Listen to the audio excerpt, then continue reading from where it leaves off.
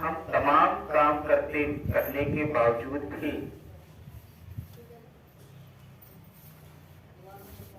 भोजन करने के लिए कोई कहता है कि समय नहीं निकल पा रहा है।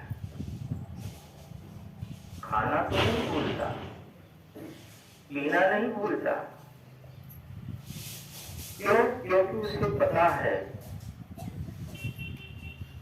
कि भोजन जरूरी है। अगर इस शरीर को खुराक नहीं मिला तो ये दुर्बल होगा, तो कहां से काम होगा। तो उन्हीं कामों के दौरान वो समय निकालता है। लेकिन संतों के पास बैठना ये समय नहीं निकल पाता। आप जैसे संत निकाल लेते हैं, क्योंकि आप सब जानते कि संतों की संगति जीवन में कितना महत्वपूर्ण है। कहते हैं कि लगड़ा पर्वत पर चढ़ सकता है, गूंगा गीत अलापे गा सकता है, दोनों आंखों का सूर हो वो भी प्रकृति का सौंदर्य देख सकता है। अगर कोई कहे इसमें कोई दो राय नहीं है, निसंदेह मान लेना। संसार का हरेक काज असंभव को संभव में होने वाली बात कोई कहे तो गोस्वामी जी महाराज के अनुसार आंख मूंद करके मान लेना चाहिए, अर्थात पूरा विश्वास करें। क्योंकि उन्होंने कहा कि कमट पीठ जामहि बरबारा, कछुए की पीठ पर कहीं बाल उगा हो ये किसी ने न देखा है और न आज तक कोई बता सकता है। लेकिन कहे कि कछुए की पीठ पर अगर कोई बाल देखने की बात कहे तो मान लेना। इसी तरह 9 बात वो कहे कि बारी मथे घृत होई बरु सिकदाते बरते, इस तरह 9 बात को उन्होंने सच माना। संख्या 9 तक ले गए, क्योंकि 9 से बड़ी कोई संख्या है। तो कहने का भाव कि कुछ भी लोग कहे उसे मान लेना। परंतु में कहे कि बिनु हरि भजन न भवते, यह सिद्धांत अद्वैत। कि पानी से घी निकल सकता है, रेत से तेल निकल सकता है, पर बिना परमात्मा की भक्ति के वो भवसागर नहीं कर सकता। आज जो ये पवित्र हरदेव वाणी में सब बता रहे कि बिना नमक के भोजन लगना फीका फीका है, इसको गोस्वामी जी महाराज इनसे पहले ही कह के चले गए कि भक्तिहीन नर सोहे कैसे, लवण बिना बहुव्यंजन जैसे। कि जिस तरह भोजन में तमाम चीजें हो, तेल हो, मसाला हो, पर अगर नमक न डाला जाए तो स्वास्थ्य स्वादहीन लगता है। और दूसरी तरफ केवल नमक ही पड़ा हो और दूसरे मसाले न पड़े हों तो ऐसा नहीं है कि वो खाने से अलग कर देगा। तो एक ये उदाहरण है कि जिस तरह नमक जरूरी है, उसी तरह इस मानव जीवन में परमात्मा की भक्ति का होना आवश्यक है। भक्ति होना आवश्यक है, ये जरूरी है, ये हर कोई जानता है और हर कोई अपने अपने हिसाब से वो भक्ति ही कर रहा है और वो भगत ही बना बैठा है। तो भूल कहां हुई? क्योंकि जब व्यक्ति के जीवन में भक्ति का समावेश होता है तो संसार का रूप सुंदर होता है। जो इस तरह वातावरण दूषित देखने को मिलता है कि कहीं मजहबों मिल्लत की दीवारें, कहीं छोटे बड़े की खाई,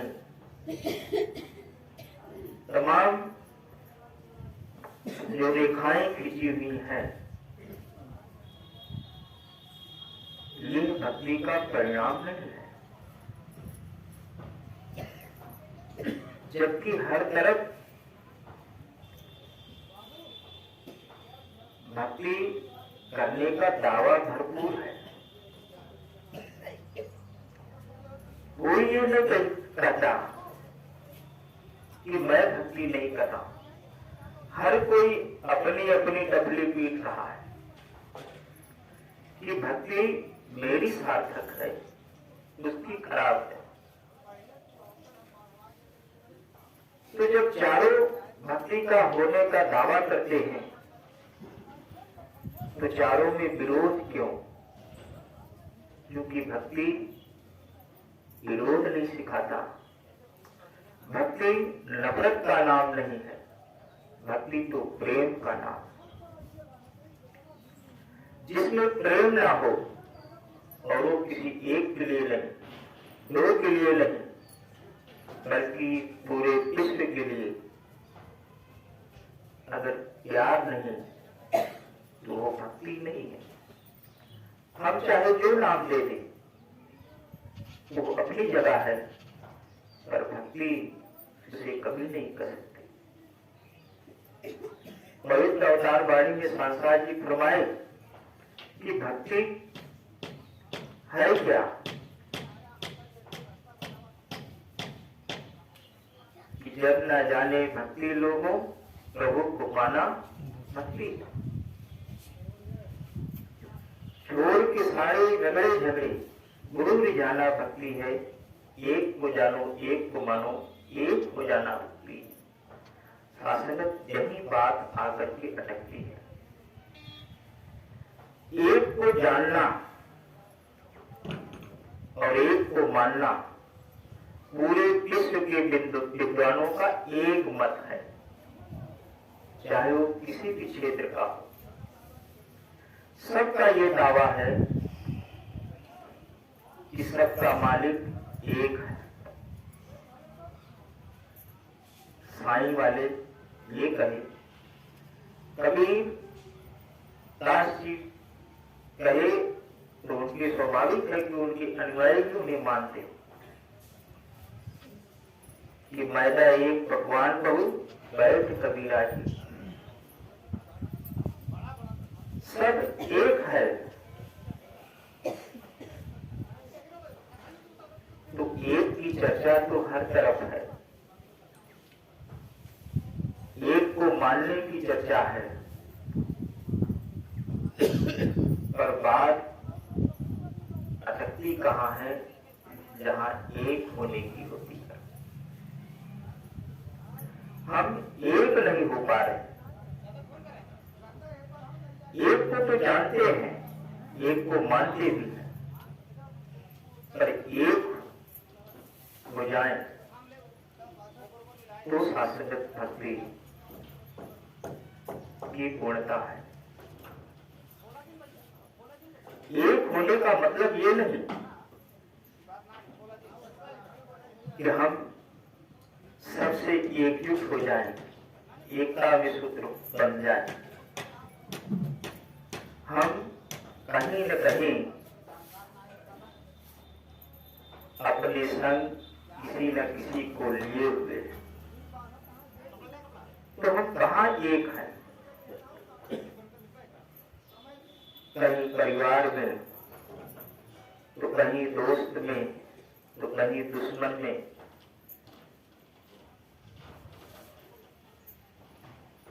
तो संग तो किसी न किसी का बना हुआ है, तो एक कहाँ पे? जबकि इंसान पैदा होता है अकेले और जाता भी एक अकेले है। वो बात अपनी जगह है कि एक समय में कई मौत होते हैं। भाई बस पे जा रहे, एक्सीडेंट हो गए, 10 मर गए, 4 मर गए, लेकिन जाता है इंसान तो अकेले ही जाता है। तो जब आना अकेले, जाना अकेले, तो फिर जीवन जीना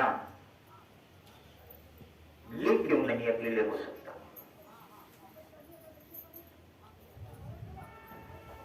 इसी को कुछ लोगों ने समझा तो घर परिवार छोड़कर के जंगल की तरफ चले गए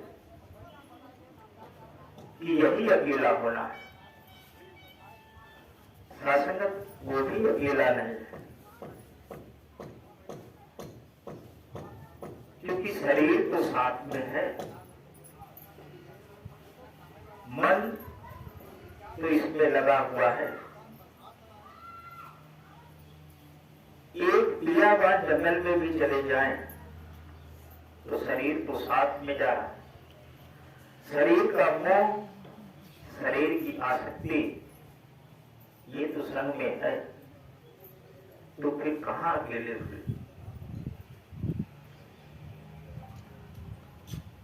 महात्मा कहे कि घर बन बीच रहे, राम प्रेम पुरछाए, कि ना घर छोड़ना है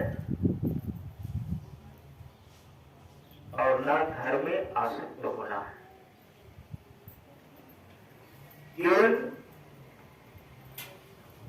आसक्ति है, इसी को छोड़ करके, इसी को तोड़ करके इस परमात्मा की ओर लगा देना ही भक्ति है।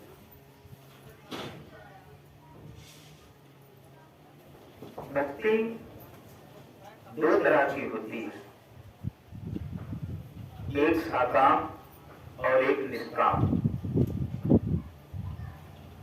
हम अपने अपने मन से विचार करेंगे कि मैं सकाम भक्त के अंतर्गत हूं या निष्काम भक्ति कर रहा हूं। सब अपने अपने मन से निर्णय लेंगे। सकाम भक्त वाले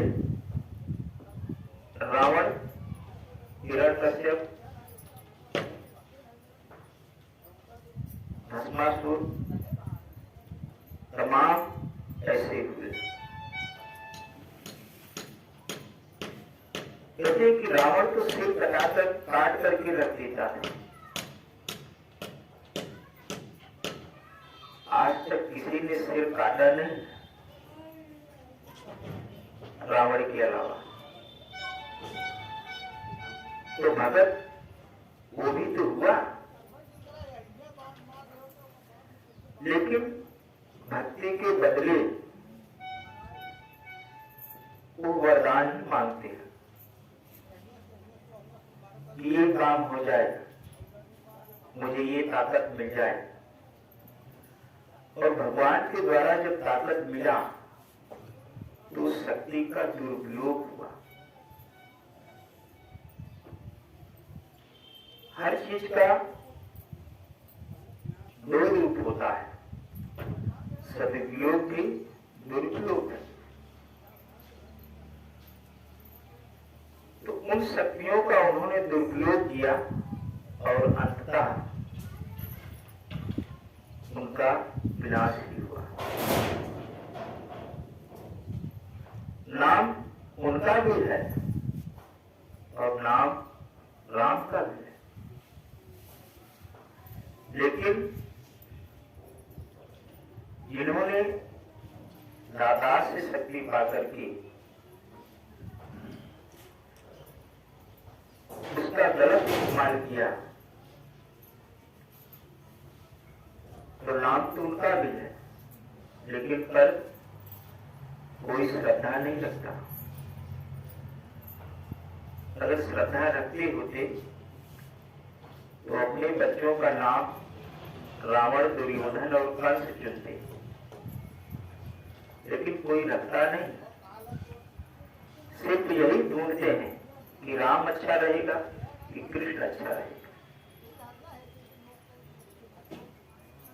तो जो भक्ति तो करते हैं, लेकिन भक्ति के बदले में कुछ चाहते ईश्वर से, तो वो शासन सकाम भगत है। और निष्काम भगत केवल भक्ति करते हैं, उन्हें बदले में कुछ चाहना नहीं होता। ईश्वर से और ईश्वर को बहुत अंतर होता है। कभी कभार हम दातार से मांग करके दातार की ही अवहेलना कर बैठते हैं। एक तरफ तो हम कहते हैं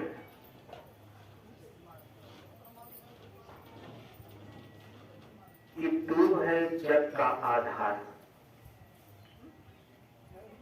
तू सबका पालनहार है, तेरी महिमा अपरंपार है, तो फिर क्यों भैंस के चक्कर में परेशान कि दूध नहीं दे रहे। फिर वहां तो ये दातार की महिमा कहां आने गई।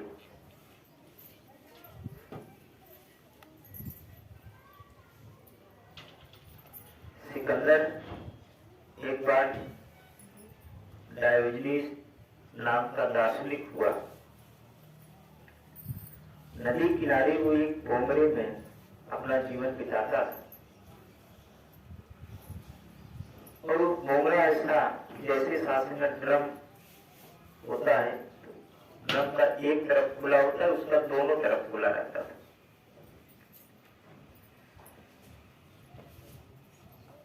गर्मी में वो बैठ करके उसमें बैठ करके अपना जीवन बिताता, और ठंडी के समय में खुला कर देता था, ऊपर ऐसे खड़ा करता।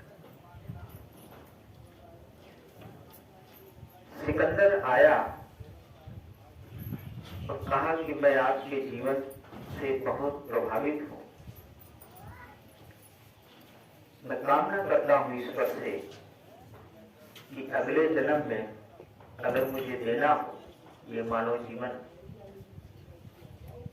तो मैं यही चाहूंगा कि अगले जन्म में अगर मैं इस मानव तन में आऊं तो आप जैसा जीवन बिताऊंगा। उस संत ने कहा कि अगले जन्म में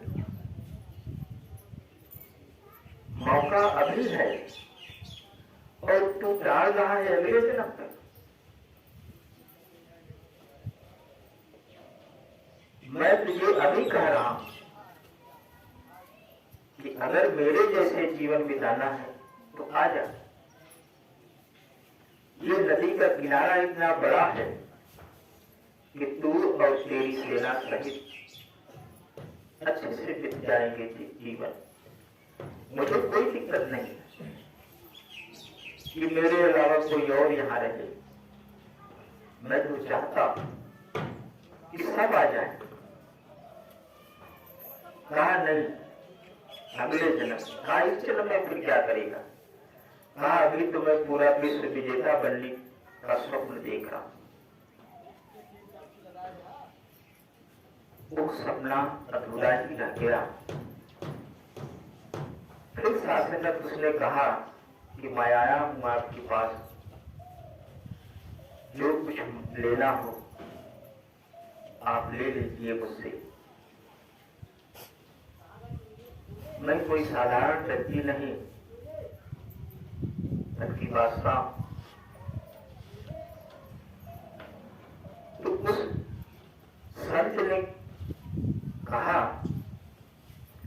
कि अगर मुझे कुछ देना ही है सिकंदर, तो जो सूरज की रोशनी सीधी मेरे ऊपर पड़ रही है, ठंडी का समय था कि सूरज की जो रोशनी सीधी मुझ पर पड़ रही है, मैं धूप का आनंद ले रहा था। इसी बीच धूप आया, बीच में धूप से मैं वंचित हो गया। तो कृपया करके तू धूप और मेरे बीच से तू हट जा, मैं समझूंगा मुझे मिल गया। शासक कितनी ऊंची बात उस संत ने कहा कि सूरज की रोशनी जो सीधी मुझ पर पड़ रही है, बीच में आया तो शासक वो धूप से वंचित रहा। केवल उस बीच से हटने के लिए कहा। शासक, ये तो एक उदाहरण है कि धूप के बीच हटना। विचार करें शासक, कहीं हम भी उस सिकंदर की तरह किसी व्यक्ति को सीधे लाभ मिलने वाले के बीच में तो नहीं खड़े।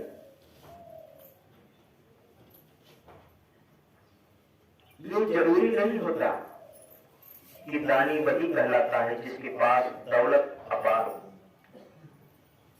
जो धन लुटा दे वो दानी नहीं।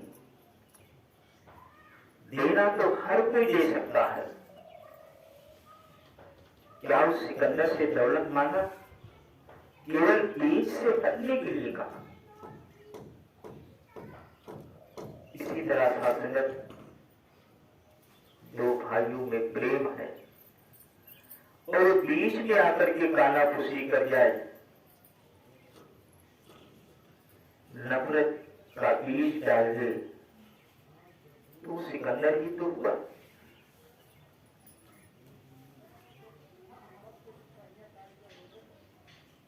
और इन्होंने मांगा भी तो केवल सीधा जो पढ़ रहा है वही चाहिए।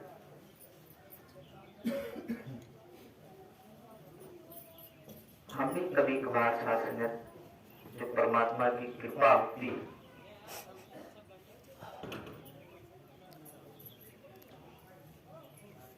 न समझने के कारण हम उस कृपा से भी वंचित हो जाते हैं।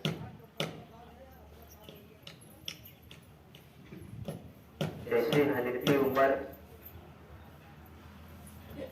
मक्का जहां हज होता है, वहां एक बावड़ी थी। पहले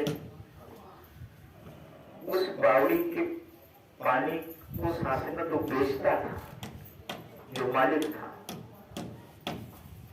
तो जो हज करने जाते थे, शासक खरीद के पीना पड़ता था।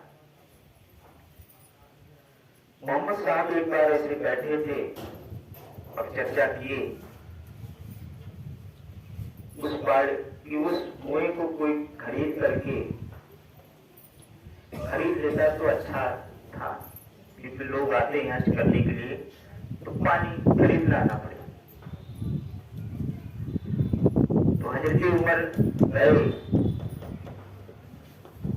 वहां पर खोजा इस बावड़ी का मालिक कौन है। वो आया और कहा कि इस बावड़ी को बेचना है कि नहीं। उसने कहा अच्छी दाम मिलेगी तो बेच दूंगा। कहा तो फिर दाम बोलो। उसने कहा 10,000 दिनार। हजरत उमर तुरंत 10,000 दिनार निकाल करके दी, और जैसे ही दिए वो मुस्की मारने लगा। हजरत उमर ने पूछा कि आप मुस्कुरा क्यों नहीं? उसने कहा कि मैं मुस्कुरा आपकी बेवकूफी कर रहा हूं, क्योंकि जो कुआं 10,000 का नहीं है वो 10,000 में आप खरीद ले। कहा तुम इसलिए हंस रहे हो कि मैं 10,000 का कुआं ना होने के बावजूद मैं 10,000 का खरीदा, हंसी तो मुझे तुझ पर आ रही है, क्योंकि तूने इतना सस्ता सौदा किया। मैं घर से 40,000 दिनार लेकर के निकला था और मन में ये संकल्प लिया था कि अगर इससे भी नहीं खरीद पाऊंगा तो अपनी पूरी जायदाद दे दूंगा, और वो भी अगर नहीं मानेगा तो मैं तेरी जिंदगी भर गुलामी करने के लिए भी मानता। तो घाटे का सौदा तू कर दिया। ऐसे ही होता है। हम छोटी छोटी बातों को लेकर के दातार से प्रार्थना कर बैठते हैं कि दातार ये काम हो जाए तो सन्नत करेंगी, सेवा करेंगे। जुड़ा हुआ है दीवार, लिंटर नहीं हुआ है, लिंटर पड़ जाए तो ये सेवा करेंगे। बच्चा गया है वहां ट्रेनिंग पे पास आगे निकल जाए तो ये करेंगे। ये सोचे कि हम ईश्वर से मांग रहे हैं कि ईश्वर को मांग रहे हैं। ये सकाम भक्ति ही हुआ। तो दातार और दातार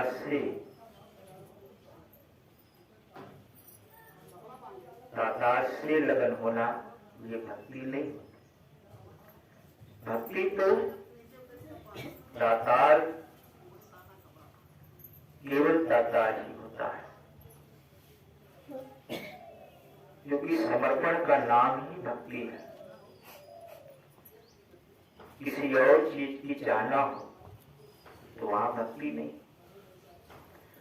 और भक्ति किसी वेशभूषा का नाम नहीं, भक्ति किसी कर्मकांड का नाम नहीं। भक्ति तो भीतर की तृप्ति से है। भीतर से तृप्त है तो शासनत भक्ति पूर्ण है, और कहीं न कहीं शासनत अभाव है तो शासनत वो कुछ नहीं कि वो भिखारी है। क्योंकि जिसके मन में चाहत हो, जिसके मन में मांग हो, तो शासनत भिखारी से कम नहीं। एक भिखारी होता है जो 10-20 रुपए पाकर के अपना पेट पाल लेता है। उसके मन में और इच्छा नहीं होती, केवल यही कामना होती है कि कोई दयालु मिल जाए, 10-20 रुपया दे दे तो आज का मेरा पेट भर जाएगा। केवल तो पेट भरने के लिए दुखात फैलाता है। और कुछ तो ऐसे हैं कि जो ये चाहते हैं कि दातार मुझे इतना दे दे कि मैं क्या मेरे बाल बच्चे 7 पीढ़ी तक खाए। तो ये कितने बड़े भिखारी हुए।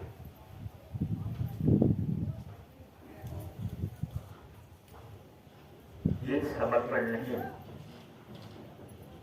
समर्पण तो केवल शासनत जिससे प्रेम किया जाता है, केवल उसी का हित देखा जाता है, केवल उसका ही सुख देखा जाता है कि इससे इनको कैसे सुख मिलेगा, इनको कैसे कौन सी बात अच्छी लगेगी। शासनत वही होता है। ये शासनत निष्काम भक्ति होती है। और जब शासनत जीवन में निष्काम भक्ति दातार के प्रति होता है तो कहते हैं कि ये दातार स्वयं शासनत उसका ख्याल रखता है। इसलिए शासनत कृपा करो इस दातार की भक्ति में पूरा जीवन हर मानव प्राणी का बीत जाए। किसी भी मांग को न लेकर की हर जब भी दिल में ये चाहत उठे तो केवल आपके चरणों के प्रति, आपके चरणों के प्रति प्यार से